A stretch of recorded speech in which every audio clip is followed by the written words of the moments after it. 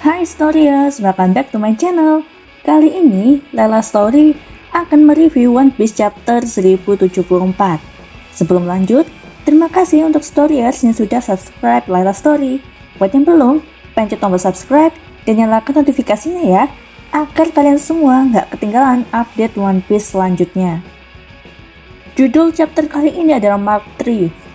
Cover story lanjutan dari Drama Double Six menceritakan 3 orang pria yang berusaha menjadi nomor 2.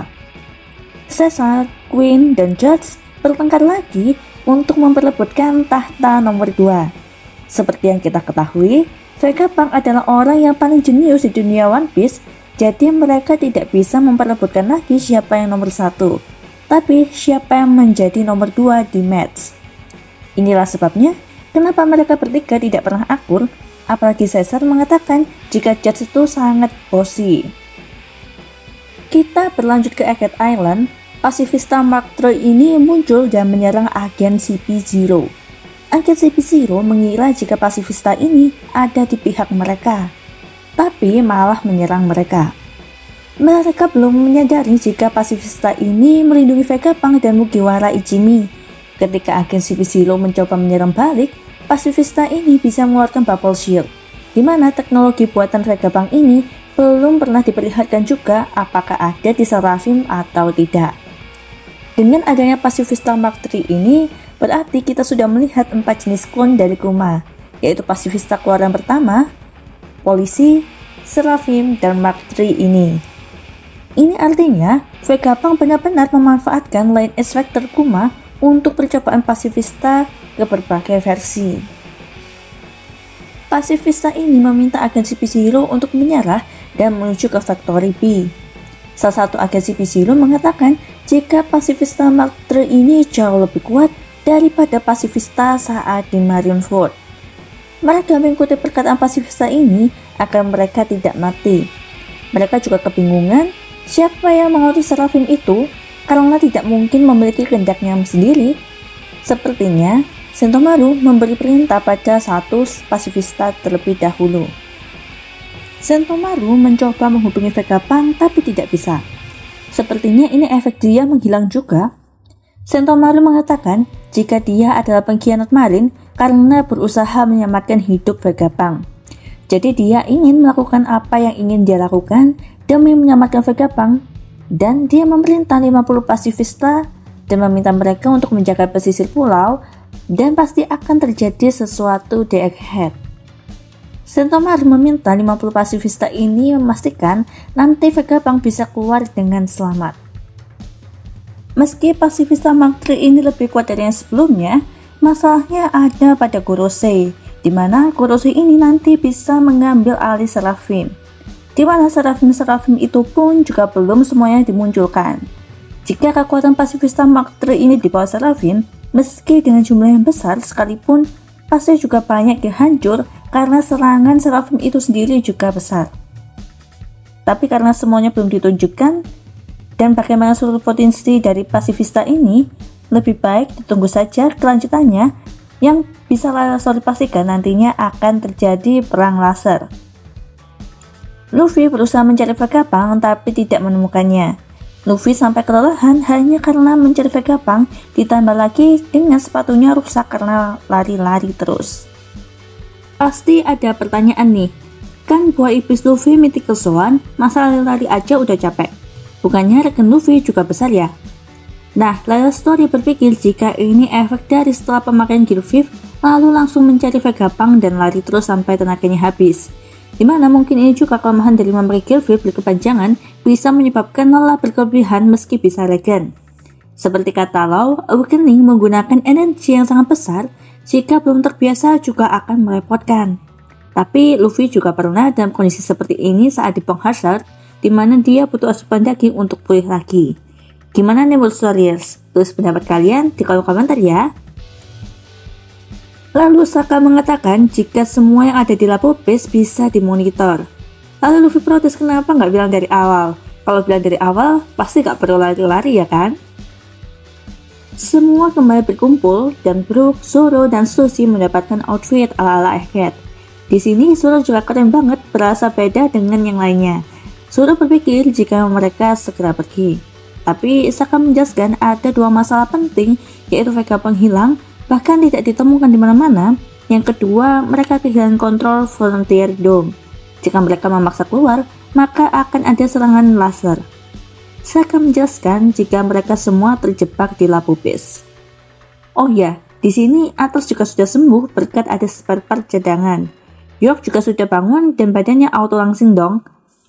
Sokka meminta mereka fokus mencari Vegapunk terlebih dahulu, sedangkan dia berusaha membetulkan Frontier Dome. Zoro mau ikut-ikutan mencari Vegapunk, tapi yang lain melarangnya.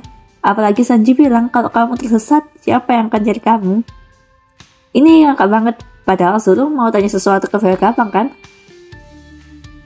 Akhirnya, Luffy dan Zoro berdua menjaga Lucci dan Kaku yang tidur pulas, dan untungnya masih ada Sokka juga yang bersama dengan mereka. Jadi keinget kata-kata Lucci nih, dimana dia tidak mengakui Luffy menjadi Yonko, malah turu di depan Yonko. Zoro dan Luffy bernostalgia juga kejadian di Arc Water 7 dan Enies Lobby. Dan Luffy bertanya kira-kira bagaimana ya kabar Iceberg? Oh ya, Nami juga sempat menginjak-injak Lucci juga saking sebelnya dia. Kita beralih ke Bonnie. Bonnie ternyata melempar Dr. Vegapunk. Nah, seperti yang kita ketahui, jika Bonnie menyentuh orang atau benda dengan tangannya ataupun dengan perantara, maka orang atau benda tersebut juga bisa berubah umurnya. Dimana saat itu Vegapunk sudah menjadi bayi, karena saking emosinya Bonnie tidak sengaja mengurangi umur Vegapunk menjadi nothing alias belum jadi bayi. Tapi ketika mengubah umur Vegapunk, di sana muncul berlian-berlian yang keluar dari tubuh Vegapunk. Mungkin saat ini Vegapunk benar-benar menjadi berlian, dimana jika dalam bentuk berlian atau perhiasan, maka kemungkinan besar Mami yang akan menemukannya. Karena Bonnie mengatakan jika efek itu pun sementara, sepertinya berlian ataupun perhiasan itu kembali ke wujud Vegapunk nantinya. Bonnie sudah memasuki dunia memori Kuma. Di sana, Kuma saat muda dipukuli oleh dua orang. Kuma diminta kembali atau yang lainnya juga akan dibunuh. Kuma pun tidak mau karena kembali atau tidak sama-sama bakal mati. Kuma meminta agar dia dibunuh saja. Bonnie berusaha menolong tapi tidak bisa bergerak ke arah Kuma. Di sana terlihat sebuah kastil dan juga siluet Danryubito. Danryubito di sini tidak menggunakan pelindung kepalanya, di mana Danryubito bisa bebas tidak menggunakan hal tersebut saat di kediaman sendiri, yaitu Marijoa. Lalu Bonnie menarik keluar tangannya dan dia merasa tidak tahan dengan rasa sakit dari ayahnya. Tapi dia berusaha mencobanya lagi untuk memahami ayahnya. Dan di sini masih separalel dengan scene legendary Zoro, di mana dia rela menanggung rasa sakit dari Luffy.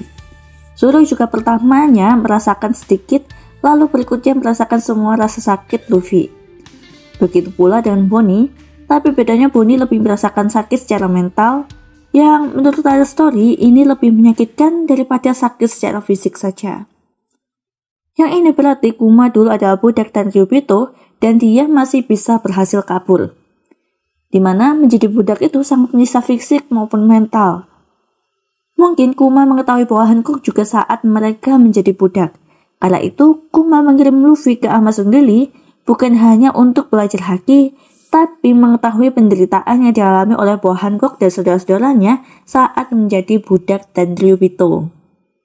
Setelah dipikir-pikir, ini seperti takdir Luffy sebagai pejuang pembebasan yang disumbang oleh para budak untuk membangkitkan dewa nikahnya.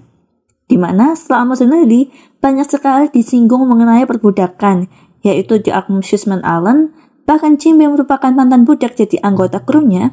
Lalu Dressrosa juga membebaskan budak-budak Doflamingo, di mana budak-budak ini bekerja tanpa ada orang yang tahu, sama seperti yang ada di Marijoa. Bahkan, Luffy pun menjadi budak Kaido saat di Wano, yang tujuannya mengetahui apa tujuan dari buah iblisnya, dan apakah keinginan Luffy juga sejalan dengan Nika yang membebaskan budak. Karena memiliki keinginan dan tujuan yang sama dengan Nika, maka Luffy bisa mencapai tahap awakening-nya. Pythagoras masih mencoba mencari Vegapunk. Ketika berjalan, Anda punya jalan lorong gelap, dan tiba-tiba ruangan itu pun meledak. Di mana saat klon Vegapunk dan Mugiwara Ichimi berkumpul, yang tidak ada di sana hanya 2 orang, yaitu Lilith dan Pythagoras. Yang mungkin di antara kedua klon itu salah satunya adalah pengkhianat. Lilith arti literalnya adalah kejahatan itu sendiri. Dari awal kemunculan, banyak yang berpikir jika Lilith ini adalah pengkhianat, apalagi aksinya menentang klon Vegapunk lainnya. Tapi yang perlu diketahui, karena memang sifat-sifat mereka berbeda, mereka pasti juga sering berbeda pendapat. Sedangkan Pythagoras merupakan lambang dari wisdom, di mana sepertinya Pythagoras ini juga sudah berpikir jika lebih baik menyerahkan diri atau mati di tangan world government agar masalahnya cepat selesai. Karena mengetahui pikiran Pythagoras seperti itu, Saka mengatakan pada Dragon jika dia akan segera mati. Tapi ada yang beda dengan Lilith. Mengetahui temannya diserang world government atau Vegapunk diburu world government, dia tidak segan untuk bertarung. Di mana Pythagoras sendiri berkali-kali mencegah Lilith ketimbang Saka. Saka masih mengizinkan Lilith bertarung jika memang sudah waktunya. Bahkan, Lilith juga peduli dengan klon lainnya seperti Atlas. Dia mau membalaskan dendam Atlas dan bahkan dia senang Edison selamat di chapter yang lalu. Yang ini agak berbeda dengan namanya kan? Karena perbedaan pendapat itu, Pythagoras menjalankan rencananya sendiri, tapi dia diikuti oleh Lilith. Sehingga pasti banyak yang berpikir jika Lilith ini yang menjadi pengkhianat. Di mana Lilith juga memiliki tujuan sendiri, yaitu menghentikan Pythagoras. Dan seperti yang tereliminasi karena ledakan adalah Lilith. Di mana di dunia nyata, Pythagoras membunuh muridnya bernama Hippasus hanya karena tidak sejalan dengan pengajarannya. Pengkhianat ini juga pasti akan mengunci Vegapunk dan lainnya dengan sepatu spesial mereka. Di mana ini bisa dilakukan oleh Vegapunk atau klon Vegapunk. Dan kebetulan sekali sepatu Luffy juga rusak. Sepertinya pengkhianat ini akan mengunci mereka saat Kizaru dan Sanjay Garcia telah sampai ke Egghead. Jika mereka terkunci, yang bisa menyerang Kizaru dan Sanjay Garcia hanyalah Luffy itu sendiri. Seperti biasanya, Luffy adalah simbol dari kebebasan.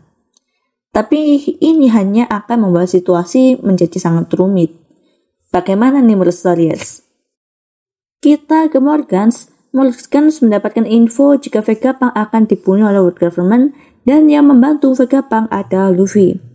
Kira-kira Morgans mendapatkan info dari mana ya? Seperti yang kita ketahui, Morgans mengenal Stussy. Kemungkinan Stussy juga memberi tahu keadaan di Egghead saat ini bagaimana. Kemungkinan lainnya, jika Morgans juga memiliki al-sadab di pemerintahan, dan kemungkinan ketiga adalah Garibou. Sampai saat ini Garibou belum jelas dia bekerja untuk siapa. Banyak yang berpikir jika dia adalah bekerja untuk Bebel ataupun Cross Guild karena memang potensi terbesar Garibou bekerja dengan mereka. Tapi dengan adanya Morgans, tidak menutup kemungkinan jika Garibou menjual informasi ke Morgans.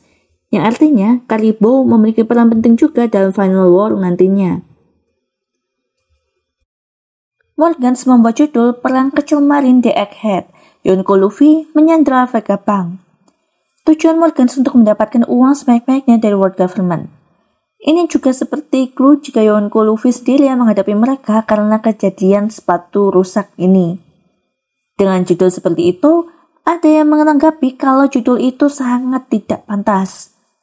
Vivi marah dengan Morgans karena Vivi mengenal Luffy dan Luffy tidak akan berbuat seperti itu. Wapol yang ada bersama dengan dia mengatakan, jangan berbicara keras-keras, kemungkinan adalah sadap juga di sana. Dan Wapol mengingatkan jika world government bisa membinasakan mereka berdua. Seperti yang sudah kita ketahui, Imu Sama saat di referee menargetkan Vivi secara langsung. Kemungkinan Wapol melihat Imu Sama membunuh King Cobra.